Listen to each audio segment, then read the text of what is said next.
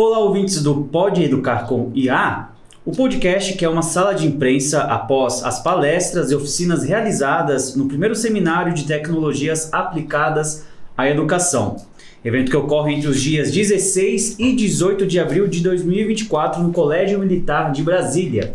Sejam bem-vindos. Este é o quarto episódio de cobertura do evento. O episódio aborda esforços para criar uma comunidade prática para auxiliar docentes no desenvolvimento de competências digitais. Qual a importância de desenvolver métodos para transformar o ambiente educacional em um espaço para o desenvolvimento da cidadania digital? Eu sou Lucas Rocha, apresentador do podcast e jornalista do Departamento de Ciência e Tecnologia, o DCT. E eu sou Raquel Timpone, jornalista e professora, doutora do curso de Comunicação Social do Centro de Estudos de Pessoal e Forte Duque de Caxias, também apresentadora deste podcast. Este podcast é uma iniciativa da equipe organizadora do Colégio Militar de Brasília, que é um dos 14 estabelecimentos de ensino pertencentes ao Sistema de Colégio Militar do Brasil, cujo órgão central é a Diretoria de Educação Preparatória e Assistencial, a DEPA, pertencente ao Exército Brasileiro.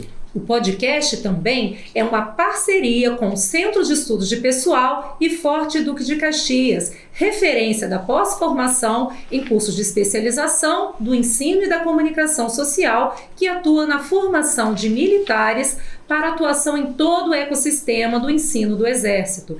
Essa ação também tem como parceiro o Departamento de Ciência e Tecnologia do Exército na parte de cobertura do evento.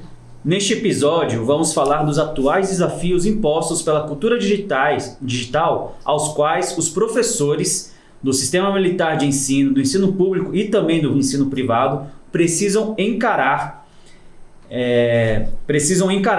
como as escolas estão preparando os professores para implantar inovações digitais, principalmente as relacionadas à inteligência artificial generativa.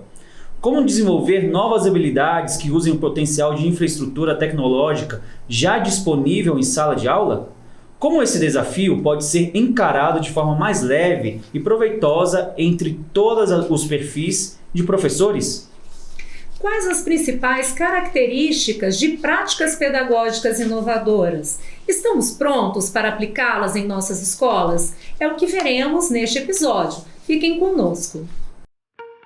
5G, CAS, Big Tech, educação, ensino, letramento digital, ecossistema escolar, sistemas inteligentes, Exército Brasileiro. Pode Educar com IA? O podcast do primeiro seminário de tecnologias aplicadas à educação. Para falar sobre o assunto, convidamos o coronel veterano Santos Silva. Ele é mestre em educação pela UFAM, doutor em engenharia e gestão de conhecimento pela UFSC, e o coronel também implementou o ensino à distância do Colégio Militar de Manaus e atualmente pesquisa sobre desenvolvimento de competências digitais para educação e saúde. Seja bem-vindo, coronel. Coronel, o senhor tem uma vasta experiência em aplicar novas tecnologias digitais da comunicação e da informação no contexto educacional. Como o senhor avalia o atual momento da educação no Brasil no quesito de adoção e desenvolvimento de soluções tecnológicas? O senhor considera que nossos professores estão usando o potencial tecnológico já disponível em sala de aula e no ambiente virtual de aprendizagem? Bom, primeiramente uma honra estar aqui, poder falar um pouquinho desse tema. Como vocês abordaram aí, eu trabalhei durante 12 anos no Colégio Militar de Manaus, cheguei na época lá capitão, e o projeto até hoje existe, é um grande sucesso. Então, quando eu saí de lá eram 38 países e mais de 40 localidades na Amazônia. E quem a gente estava atendendo? Os pais, os sargentos, praças, inclusive na época atendíamos militares da Marinha, da Aeronáutica, até Fernando de Noronha, nós tivemos alunos. E o que aconteceu naquela época? Na verdade, esse embate entre tecnologia, isso vem desde que a educação no formato que a gente conhece, né? Desde que a escola está aí, porque a tecnologia, às vezes as pessoas confundem tecnologia com tecnologia digital. Tecnologia é tudo aquilo que o homem usa para modificar a sua realidade. Na década de 70 você tem um tecnicismo, você achava que isso ia solucionar, não solucionou. E aí para responder essa pergunta, eu vou voltar um pouquinho no tempo e falar da experiência no Colégio Militar de Manaus. Então, o Moodle é uma plataforma que significa modular objeto para ambientes dinâmicos de aprendizagem. Ela surgiu em 2005.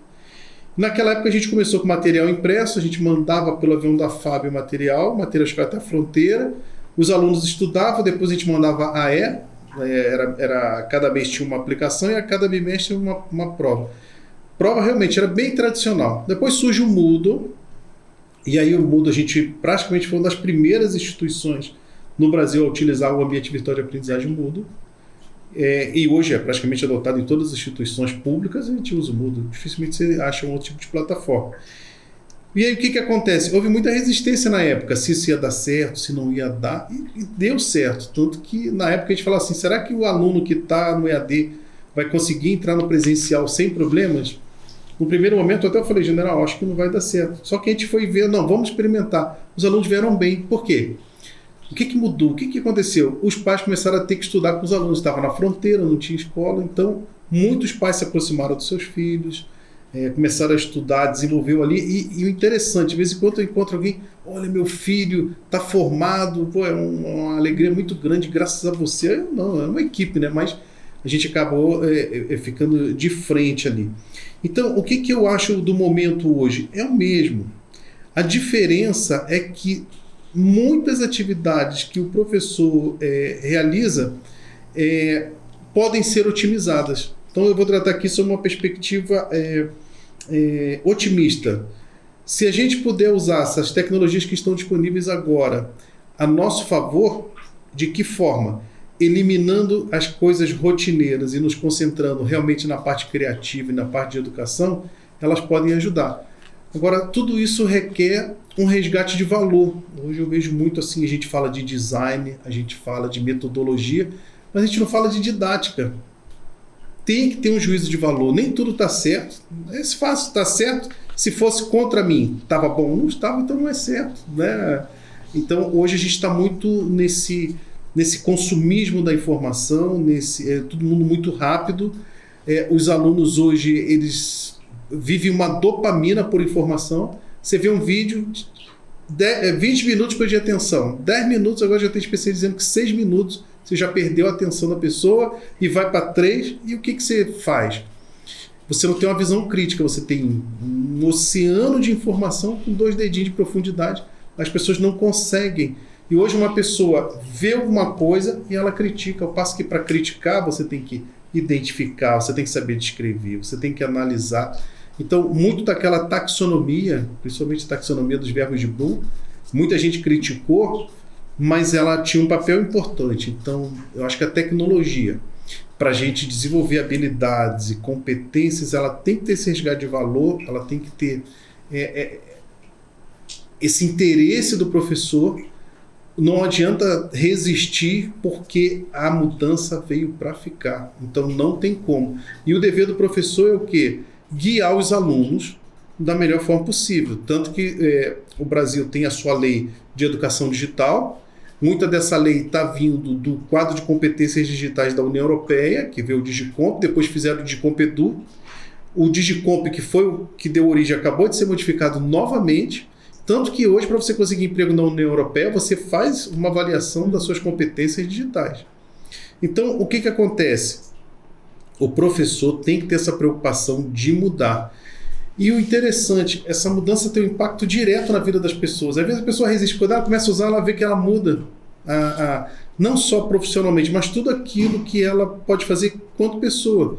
Facilita. Então, acho que essa reflexão de valor em cima do que a tecnologia é e o que ela representa, eu acho que é o que vai dar o caminho para isso aí. E informação hoje em dia a gente tem bastante, tanto é que uma busca no Google, uma simples busca no Google já oferece para a gente uma infinidade de resultados ali, nos oferecendo software, nos oferecendo soluções que a gente pode já utilizar no ensino. Então a grande questão, digamos, é fazer esse filtro. Para além desses conceitos de isso é bom, isso é ruim, a gente precisa também se preocupar em fazer com que os professores entendam, saibam avaliar por si mesmos, né? Cada uma dessas plataformas, o que está por trás, como o senhor disse, resgatar um pouco dos valores ali que estão dentro da didática. Diante disso, como que um professor pode identificar como principais características de uma abordagem prática pedagógica inovadora? Como que um professor, seja onde ele estiver, ele consegue olhar para um software, uma solução dessa, com um olhar crítico e entender, não, isso aqui serve para mim, este aqui não serve. Como que a gente consegue desenvolver isso no professor? Quando a gente fala em inovação na educação, parece que a gente tem que ter uma coisa nova todo dia. Mas qual é o conceito de inovação que eu estou trazendo? É exatamente o que é que eu posso fazer de melhor para melhorar o processo de aprendizagem. No Brasil, a gente se liga muito no ensino, né? Mas praticamente toda a bibliografia, todos os referenciais em língua inglesa, alemã, ele fala de aprendizagem. Aqui a gente foca muito no ensino. E os países que estão melhores colocados aí nos indicadores internacionais, eles trabalham a aprendizagem.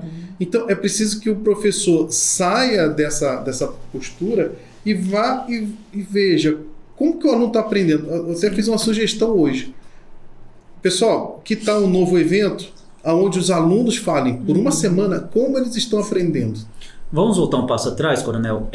Qual seria a diferença entre aprendizagem e ensino dentro desses conceitos?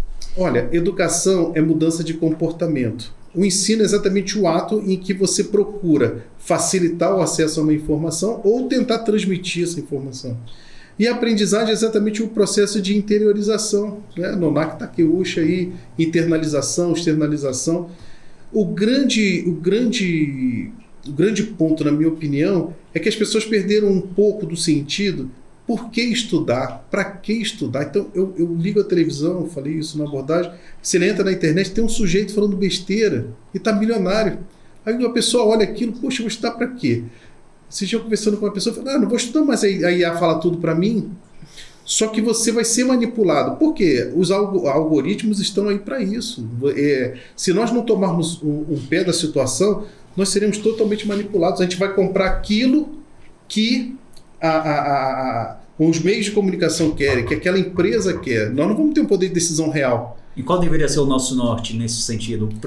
O que deveria nortear essa nossa busca pela educação? Eu acho que se vocês forem hoje entrar no ChatGPT e perguntar assim, é claro que existem prompts, né? Existe forma de perguntar, mas cria uma história e pergunta assim, qual é a chance da inteligência artificial dar certo ou dar errado? Pergunta, vocês vão ver que a margem de dar errado gira em torno de 85%. O que a própria IA fala? Se o ser humano não mudar a forma como ela vê a IA e tudo, porque a IA ela não tem um sentido de bom ou ruim. Ela vai na internet, capta as informações que estão lá e trazem.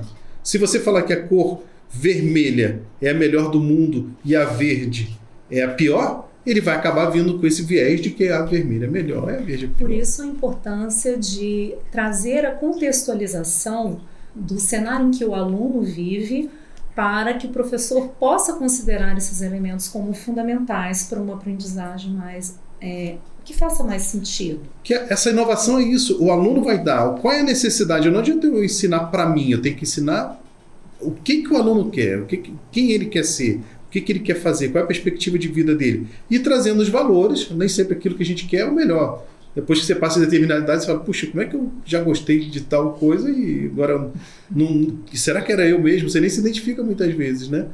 Enfim, eu acho que é esse papel aí, esse embate bom, essa tese, antítese, que gera uma nova síntese.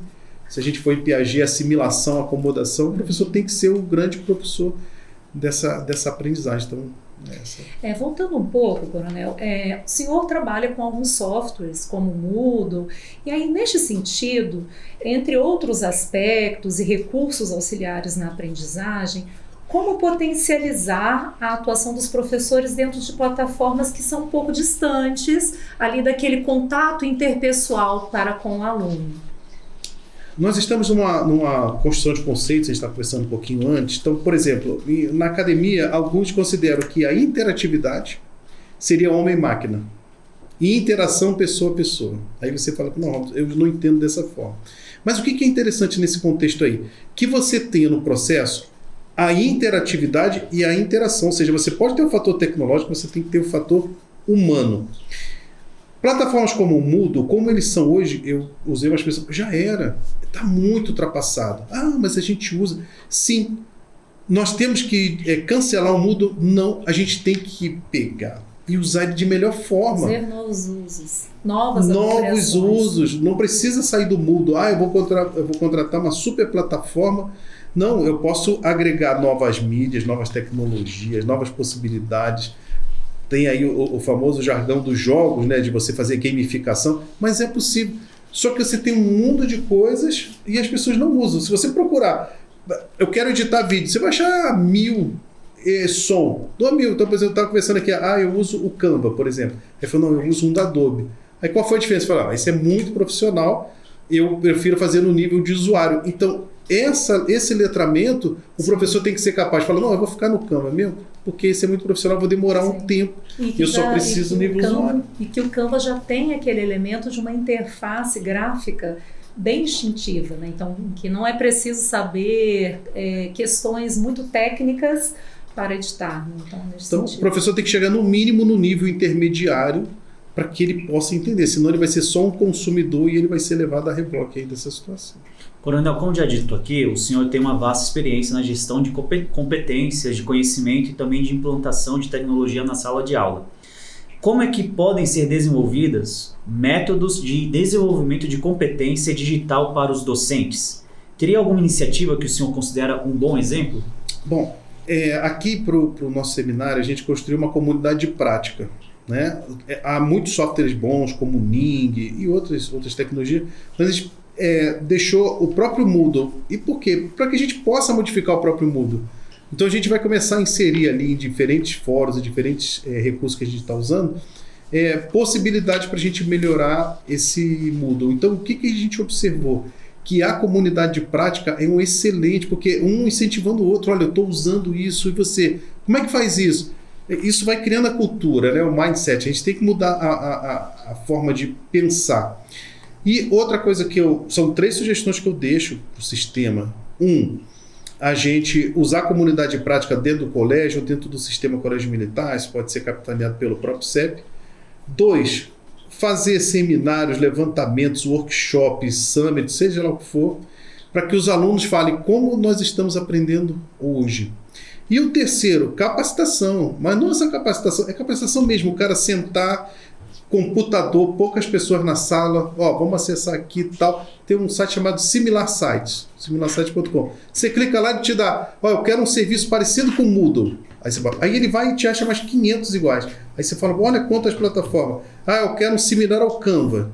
Ele vai te achar mais 1000. E aí o cara, olha que legal, qual que é grátis, qual que não é. Permitir explorar. Né? Explorar, porque só fazendo, cara, não tem como a gente aprender sem estar mexendo, sem ali realmente experimentar. Especificamente nessa questão da comunidade prática, como desenvolver essa comunidade de forma mais geral? É possível fazer uma comunidade via curadoria? Qual o caminho para desenvolver essa comunidade prática, além das trocas de experiências? Tem um autor chamado Wangler, que ele trata muito da questão de comunidade prática. No doutorado, eu trabalhei com a comunidade prática e painel Delphi. E foi construído um framework para desenvolvimento de competência, onde os profissionais que seriam beneficiados, no caso os enfermeiros, eles ajudaram a construir. Então a gente partiu do Digicomp e a partir dali, considerando toda a realidade, o arcabouço legal, a realidade daquelas pessoas que eram atendidas e tudo, a gente conseguiu construir esse arcabouço. Então, para você ter uma comunidade prática num colégio, por exemplo, ou aqui dos participantes, tem que ter um mediador que vai exatamente animar, trazer, olha, esse vídeo e tal. Agora, aquela questão de formação de cultura. É 20% no início, 5%, 10%, 20%, até então que você vai chegando e atingindo, e levando a comunidade. Vou voltar no mudo. Ninguém gostava. Veio a pandemia, hoje é usado. Agora está todo mundo viciado. Como é que nós vamos tirar isso daí e partir para a nova realidade? É essa, mas o alerta está dado. O tempo está correndo muito rápido. O importante é não desistir no começo, porque como todo começo é sempre muito difícil na criação de qualquer coisa, principalmente de uma comunidade, de uma cultura, né? Rapaz, se você é servidor público, você até está com seu emprego relativamente garantido. Mas se você quiser abrir uma frente no setor privado, quem não se atualizar, entendeu? Fica muito difícil de acompanhar o que vem aí, porque as mudanças são muito rápidas, muito abruptas, então realmente partir para a prática. Coronel, a gente gostaria de agradecer a sua presença no nosso podcast, o Pode Ensinar com IA. Esse é o podcast, que é uma sala de imprensa do primeiro seminário de tecnologias aplicadas à educação, promovido pelo Colégio Militar de Brasília. E no canal do YouTube do Colégio Militar de Brasília, você também pode conferir todos os outros episódios na íntegra e imergir nos principais tópicos que o seminário perpassou. Foi um privilégio poder passar por este tempo junto com vocês. Até a próxima oportunidade. Obrigado. Sucesso. 5G, CAS, Big Tech, Educação. ensino, letramento digital, ecossistema escolar. Sistemas inteligentes. Exército Brasileiro. Pode Educar com IA? O podcast do primeiro seminário de tecnologias aplicadas à educação.